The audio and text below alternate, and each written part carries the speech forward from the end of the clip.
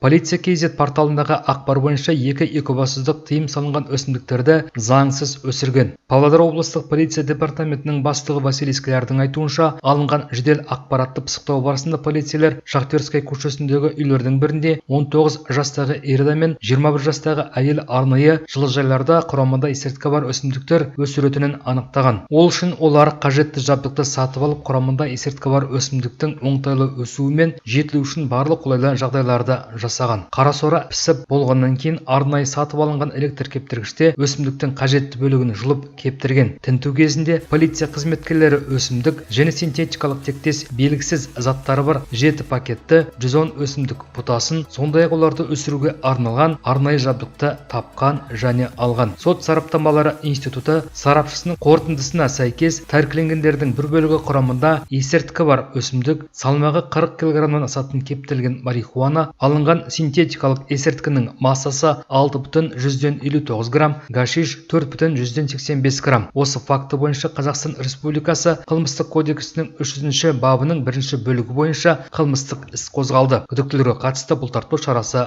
қабылданған.